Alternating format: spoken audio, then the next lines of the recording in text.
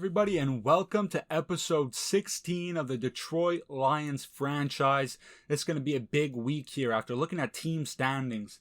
With how tight things are in the NFC currently, with a lot of teams close to our record are having a similar record, there's a possibility we can make a playoff push.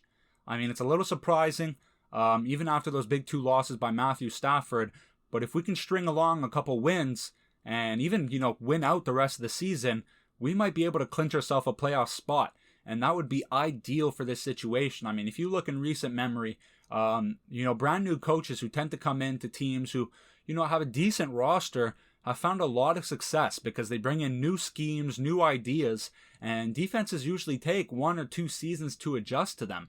I mean, you can see recent examples of that would be Chip Kelly with the Eagles or Sean McVay in the most recent example with the Los Angeles Rams. I mean, this guy, brought in a brand new system up for college and absolutely dominated the league, with an average quarterback in Jared Goff, definitely some decent receivers, but overall, probably not one of the most stacked teams, though it definitely was a very good team. I mean, the Rams for a while have been one of the highest paid teams in the league. So they definitely have a lot of big names on the team, but overall, I mean, if we compare it to the elite teams in the past, I wouldn't say they're up there with some of the best teams that we've seen in the past 10, 15 years. But, he definitely took that roster and he was able to create a big push. Going into some upgrades here, we saw some big names like Frank Ragnow. We're doing TJ Hawkinson now. Probably our best option in the passing game left. I mean, we still have a couple good options when it comes to, like I said, TJ Hawkinson. We got Sammy Watkins. Brashad Perriman has shown to have flashes. As well as we're going to be looking forward towards Kerry Haynes, 5th round or 6th round. I don't remember. We drafted him in the 5th or 6th round. He's a rookie receiver and hasn't gotten a lot of snaps since, last week, I guess. But Rodney Foreman now injured. And we're going to be looking for him to step up. When you're a 5th or 6th round receiver, if an opportunity like this comes along, you have to take it because this can set you up for a roster spot and, for your future for the next 3 or 4 years. I mean, if he performs well here in these last couple games, I mean, naturally, we're going to put him higher on the depth chart if he can perform. It's going to secure him a roster spot, even if we do end up coming in and signing a veteran or going for another rookie. If he can perform, which we hope he does, we're going to be looking forward to, hopefully finding more depth, more, reliable depth at the receiver position. So, little kickoff here, and it's going to be tradition. It's going to be a touchback very likely, as that's about halfway through the end zone. And I wanted to take a quick second here to talk about, the oncoming offseason. Of course, we still have a couple games left. I'm not going to be rushing it. But I wanted to know in the comments, we're a pretty small channel, so I'm hoping a few of you can comment if we should live stream it. I think the live stream would be pretty cool. If you guys do end up joining, even if it's only 1 or 2 of you, we're a small channel. I do it for fun more than anything. But you'll get to know me a little bit better. I'll get to know you guys a little bit better. But not only that, but you guys will have a direct impact on some of the big decisions that we have in the offseason, whether it be signing a free agent, re-signing one of our current players, whether it be a veteran or whatnot.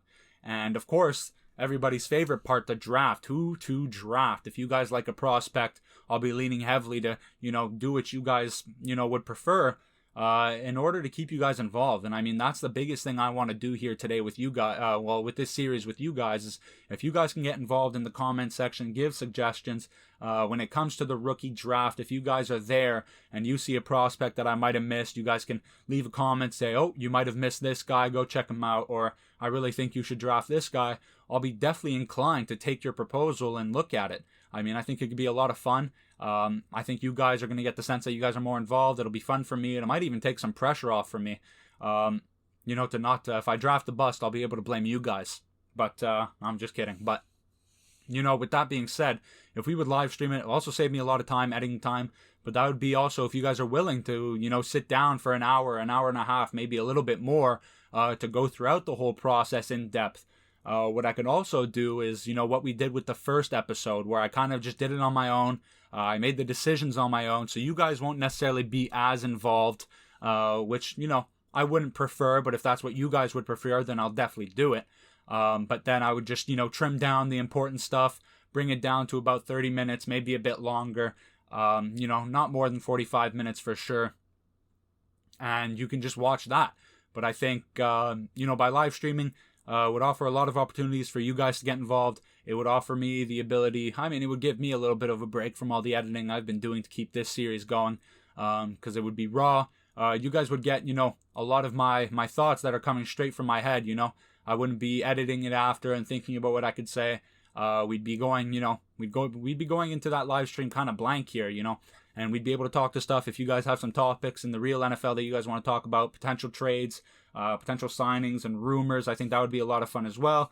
And like I said, just getting the chance to get to know me a little bit better as you guys watch this series and just make it more interactive. I think that would be my biggest goal from that. So please let me know in the comments what you would think. And then by the time we get to week 17 or the playoffs or whatnot, I'll be able to set a date and a time and we can figure it out from there. So now that we're hopping into the game here, we can see that the Arizona Cardinals are going to make a good push there, but throwing into the flat to Johnson on the left side there, they are not able to get the touchdown, so we're going to force a field goal.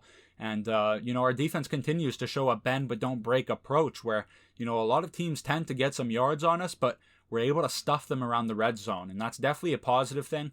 Though it could put us in tight situations, and of course that means that our defense gets more tired, because of course the more time you spend on the field, if it's not a 3 and out and instead 10 play drives, your defense is naturally going to get exhausted pretty quickly. So there's definitely some positive and negatives. Of course, we're not giving up touchdowns, so we'll take it for what it is. Matthew Stafford is going to throw it to Swift there, but he's going to throw it over his head, so incomplete. So 2nd and 10 on the 23 now. Matthew Stafford is going to line up under center. Now, we did sign Leonard Fournette, but DeAndre Swift was just so good for us in the first couple weeks that we definitely want to give him an opportunity to shine once again. By doing this, we want to see what he's capable of. Is coming off the edge is going to be Chandler Jones, one of the most consistent pass rushers in the league. This guy puts great amounts of, big sack numbers, but as well as big sack numbers, this is also the kind of guy where he creates consistent pressure, where he feels like on every throw, he is always going to be in your face. And, we see a lot of guys who tend to get big sack numbers, but they kind of make the play and kind of disappear for the game. Or, they'll get a sack or two in a game, but then are kind of non-factors when it comes to the run game or, being a consistent threat. But Chandler Jones is not one of those. He's a guy who gets a lot of sacks throughout the season, and a guy who, on every single down, you have to be worried about where he is. And that's exactly the approach that we're going to take about this game. That, ideally, we're not going to put him on a one-on-one with Crosby too often. And if we do, it's going to be because we're either running or because we're deciding to throw it short. But if we do decide to throw it deep, you best believe that we're going to make sure that we have someone there to help. On most occasions, of course. Now, 2nd and 5 after a swift run, looking for the RPO, and Trey Hendrickson is going to get the interception and take it all the way. And these crazy plays just continue to happen, and they are never in our favor. Trey Hendrickson was signed in free agency, coming from the New Orleans Saints. He's just a great guy, and quite frankly, he was a guy that I was looking at during this offseason, but with the cap situation, didn't really have the chance to go ahead and bring him back or bring him in. And it's a little too bad because I do enjoy him a lot, and I feel like whenever I play against him or even with him in some of my test trials that I've done for series to lead up to this one and whatnot, or playing against him and whatever not, Trey Hendrickson, disregard his overall, and this guy is a stud in simulation. He just plays phenomenally. So to have a combo between him and Chandler Jones, we're going to have to get this ball out quick. And as you can see, already 1 for 5 here so far. So not a good start, but we're going to find Brashad Perriman here as we're going to wait for the drag. Finally having a little bit of time, we're going to wait for the drag to cross all the way across the field, and we're going to be able to find him wide open. Now, 1st and 10 on the 47, running with DeAndre Swift, and that will be the last play of the quarter, but more importantly, a gain of about 7. Matthew Stafford now under center. We're going to see Nick Bawden at fullback, who's in the field right now, looking around. We're going to throw this one for Sammy Watkins, and thrown as he's hit, and Garyon Conley just can't keep up, and putting a little bit of air in. That's always dangerous, especially on those crossing routes. And, we didn't release our, right wide receiver deep as well. We had him on a comeback, so necessarily speaking, and a fumble here by Swift, picked up by Thompson, and he's got nothing but green ahead of him. Hawkinson is not going to be fast enough to catch up to him.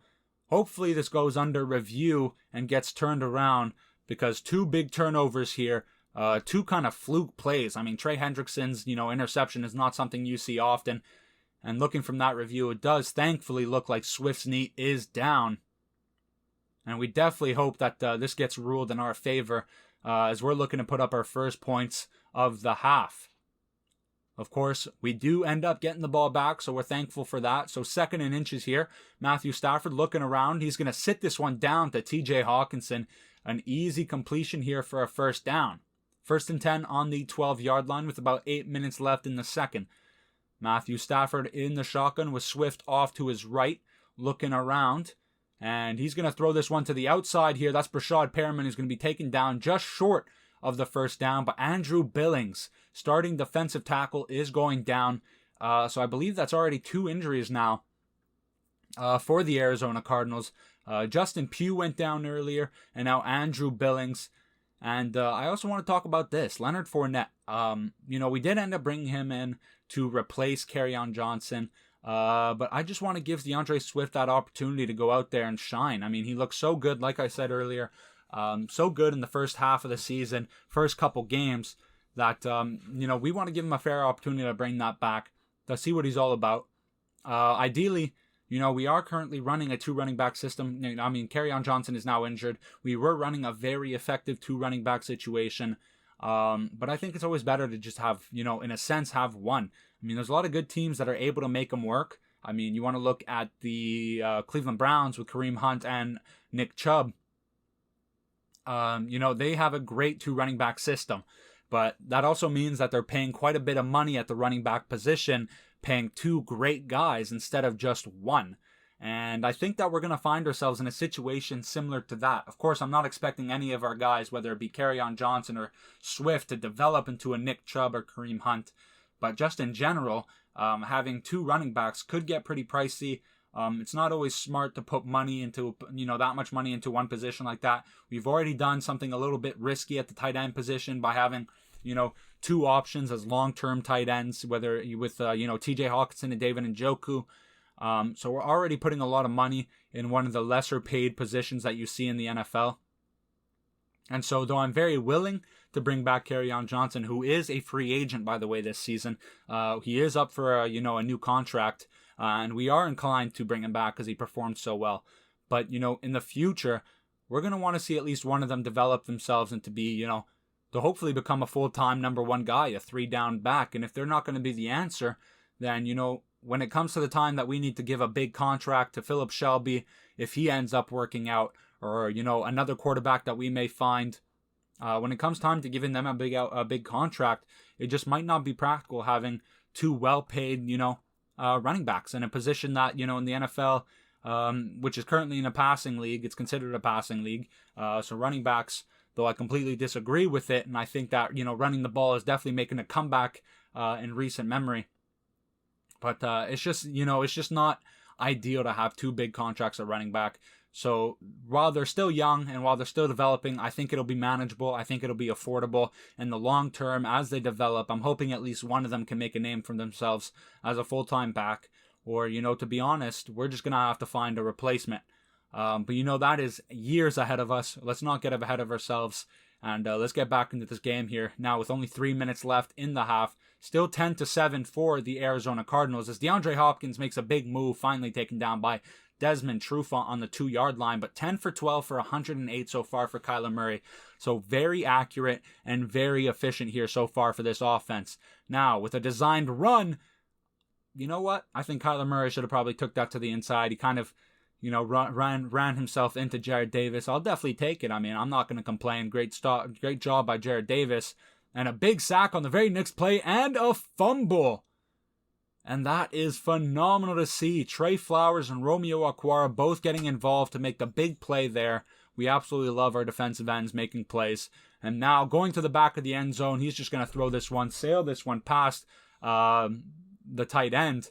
And that's going to be our opportunity to go out here now. But with only a minute and a half left, and of course they did end up being in field goal position, we're going to have to make a play and hopefully take a lead here, because this is still a 1-possession game. So a big run there by Swift. So it's going to be a 2nd and 4th opportunity here. Running it to him again, this time to the outside. Swift is going to be taken down about a yard short. And now the Detroit Lions will indeed take their first timeout. So 59 seconds left, 3rd and inches. We need to convert this. Looking around, Matthew Stafford finding Kerry Haynes, the young rookie who we were talking about just earlier, and unfortunately is tackled in bounds. It looked out of bounds, but a great stop by the defense there as we're forced to take our second timeout, which ideally we would not have done just yet. Looking around now, Matthew Stafford rolling out is going to find Haynes once again wide open, big catch, and this time he assures himself to be out of bounds. So a good job there by Kerry Haynes getting open. They called cover 3, and the defensive back was a little bit worried about what was coming behind him, so he kind of left Haynes wide open there for a big gain. Very next play, looking for Swift, but he's well covered in the man coverage. So now Matthew Stafford, 2nd and 10 with 41 seconds left, and of course just one timeout.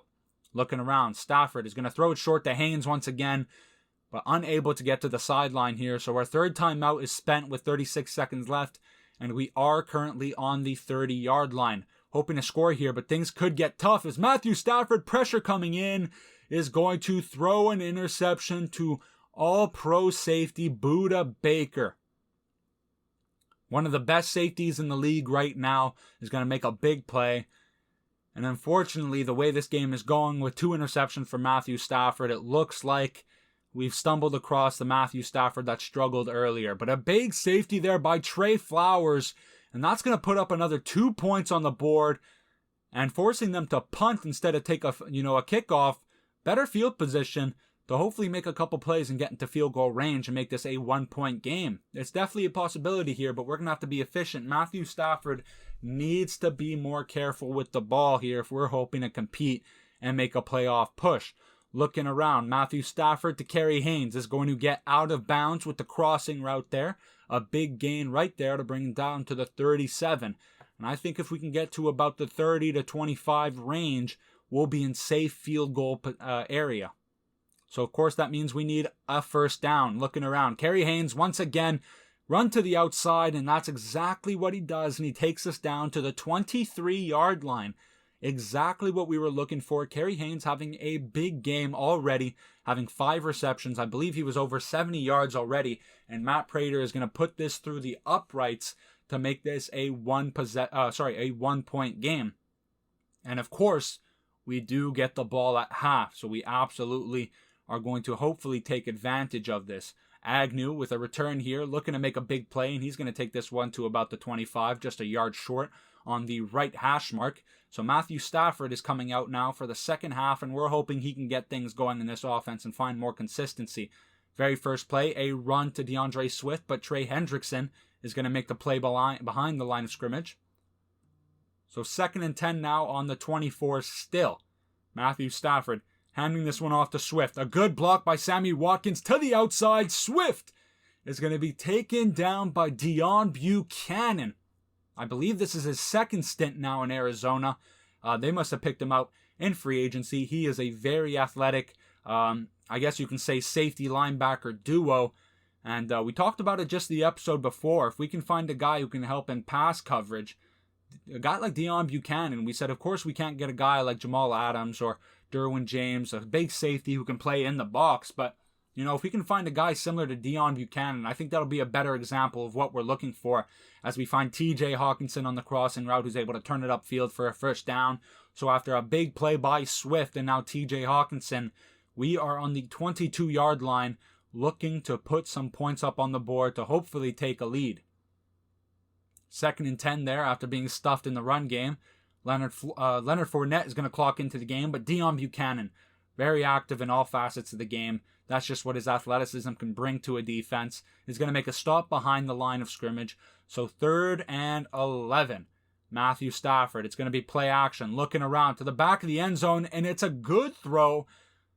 But Breshad Perriman is only able to get one hand on it, unable to bring it in. So we're going to be forced to take a field goal. But of course, it does give us the lead, so we are not going to be too angry about that. So 1st and 10 now, Kyler Murray looking around. Good coverage all around. And Danny Shelton, our standout defensive tackle, is going to make a big play for a big sack. And that's going to be a loss of 8 yards. With Danny Shelton now 8 sacks on the season. we're going to have to look at his career stats. I think this is definitely his best season as of late in his career. Didn't necessarily work out in Cleveland where he was drafted. Definitely had some good performances in New England.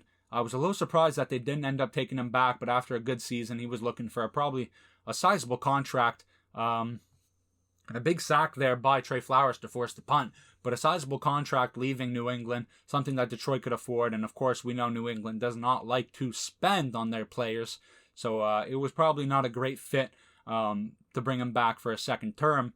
But I mean, if we're looking at his overall career, sure, he performed well. It's a big one-handed catch by Kerry Haynes, who continues to make plays for us here. And he is absolutely standing out so far. And we are going to have to take note of this very game right here, because he is looking phenomenal for us, and he's looking like a legitimate threat.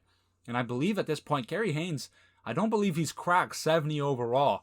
And I think this goes back to what I said in the first episode, where our focus will be on performance more than overall. If Kerry Haynes continues to perform like that, I don't care if he's under 70. He's getting open. He's making big catches. He's currently leading this team to, keeping this offense alive. We're going to take advantage of that, absolutely. And now, it's 3rd and 6. Looking around, and this is going to be deflected by Chandler Jones, who's once again in the face of Matthew Stafford. But this offense is indeed staying out. So it's going to be a 4th and 6 here, looking to convert, looking for Sammy Watkins down the middle. And that is going to be a big catch with Cox in coverage. So we get a fresh set of downs here with about 2 minutes left in the third. Matthew Stafford is going to hand this one off to DeAndre Swift, and a big gain of about 8 or 9. So 12 rushes for 71 yards so far. And this puts us in a 2nd and 2 situation. Something that is very, possible for us to convert on, as we're going to be short here as we try to run it right down the middle. And it's going to be a 3rd and inches. So DeAndre Swift stays in the game. And as you can see, even in these situations, we are opting to keep Swift in the game over Fournette. So far, with the carries Fournette has gotten, hasn't been overly impressive. But he does have a touchdown for us in the past 2 games. He definitely does have his worth on this team at this point of the season. But we just want to give DeAndre Swift an opportunity to shine, and he's looking pretty good so far. So going for 2 here, Matthew Stafford. And I swear to God, it looks like the defense jumped first, but it's always going to be on the offense, unfortunately. So it's going to be a 1st and goal on the 14-yard line. Of course, no possibility for a first down. So TJ Hawkinson is going to get a big chunk of that out of the way. That's about 10 yards there. So it's going to be a 2nd and goal on the 4-yard line, and that was the last play of the quarter. So officially in the 4th quarter now, and here is Leonard Fournette. We said he does have his utilities, as Leonard pushing through and is unable to get through everybody. Hendrickson, the first one on the scene, able to slow him down. But Leonard Fournette is staying out here. We want to see him make a play. We brought him in here for a reason. Leonard Fournette on the pitch now is going to be stuffed short, and those are the plays that we want to see him break tackles. I mean, 6 carries for 4 yards. He had the linebacker tackle him on his left. He was wide open down the middle. We want to see him get physical at that point and just try and stretch that ball and make a play. We're going to be forced to take a field goal here. So 18-13 with about 8.5 minutes left in the game. Kyler Murray now hoping to make a big 4th quarter comeback for him. They could use this as well. They haven't necessarily eliminated themselves from playoff contention, as a big play there by Max Williams, who's able to avoid, I believe that was Malik Hooker, who completely whiffs his tackle, and he's going to get big yards here. So on the 40-yard line already, 1st and 10, 2 running backs out now. It's going to be Kenyon Drake and Chase Edmonds. We bring pressure here, but he's going to get it outside to Christian Kirk, a very talented slot receiver who's been a little bit of a non-factor here so far in this game. This season, we've kind of had a history of struggling, and a big sack by Trey Flowers. And what is that? 3.5 here so far. He is having a phenomenal game so far, and we are absolutely loving this, as this is going to be a 2nd and 21. But going back to my point, surprising that, and a big interception here, Jelani Tavai. This throw is just off. I'm trying to speak, but big plays are happening back to back, and it's interrupting me. But we'll absolutely take it. Jelani Tavai with a big interception here, and we're going to hopefully seal this game out. But what was I saying? Surprised that Christian Kirk hasn't had a bigger performance against us.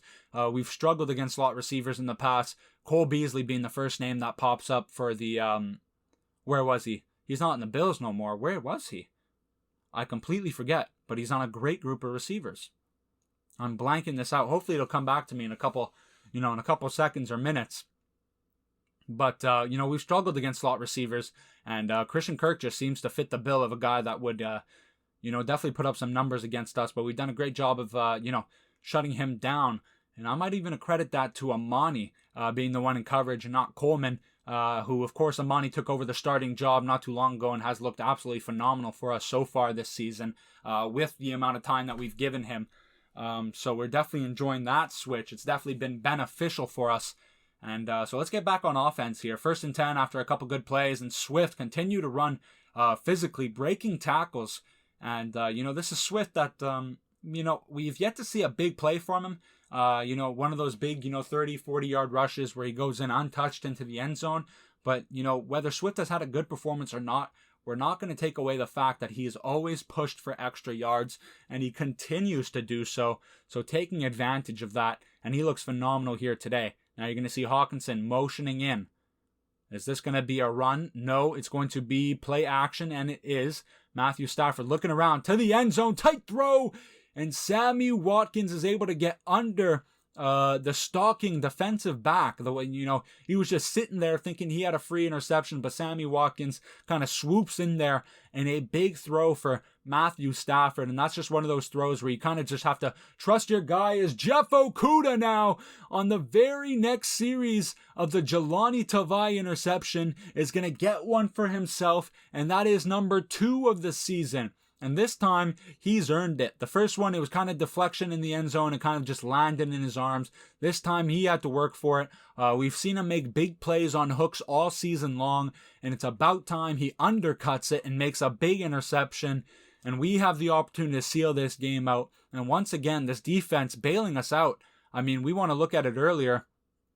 2 interceptions by Matthew Stafford, not looking very good.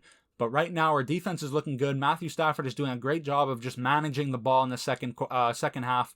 We're finding DeAndre Swift is running very well, getting the necessary first downs.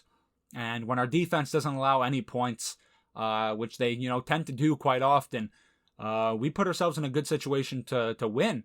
And I am sold by the idea now that with the talent that we have in the passing game, especially with the missing pieces now, that if we want to win games, we're going to have to run it.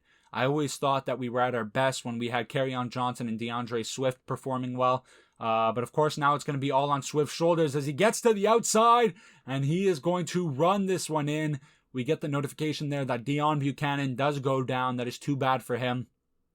But a big performance so far for DeAndre Swift, and he looks phenomenal. And when we talk about a guy that we can rely on, he's looking like he did earlier on in the season, and this might be his biggest game of the season so far, and he had a couple good ones in the first couple weeks.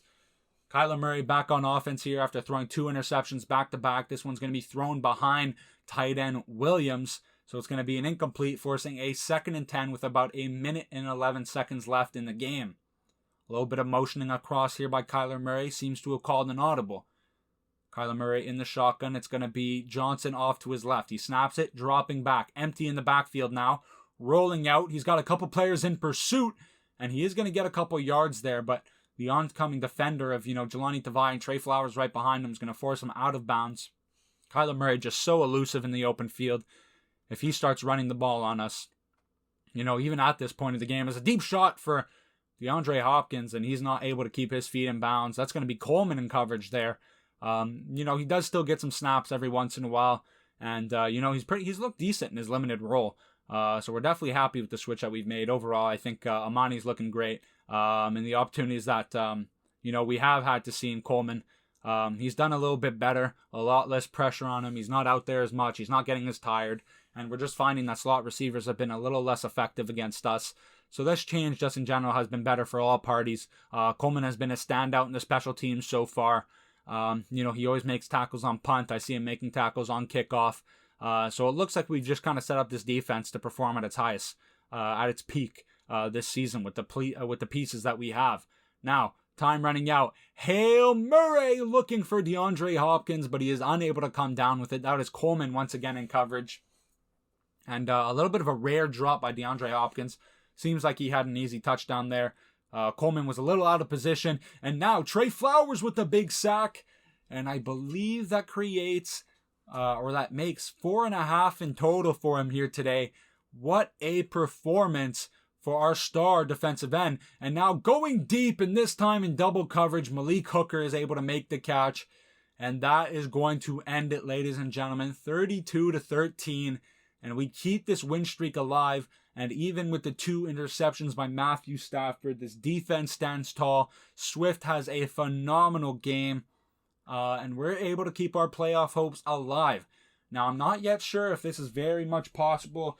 We might need a couple pieces to fall in our, on our lap to make things work out. But I know that we are not eliminated just yet. Matthew Stafford was just a game manager in the second half. We put less pressure on him. Swift, 19 carries for 123 yards. So we're doing good so far. And I wanted to talk about the offseason quickly. We're still a couple weeks away, and I'm going to make this quick, but I just want your idea. Please leave it in the comments. I'm thinking of doing a live stream, hopefully get you guys involved, have you guys' opinion throughout the whole process. So I just want you guys to let me know in the comment section if you guys would think that's a good idea. We're still a couple weeks away, so I'll have to plan that in the future. But, that's going to be it for this episode. Like I said, leave a like, leave a comment. If you're not subscribed yet, please subscribe. And peace out, guys. Hope you enjoyed.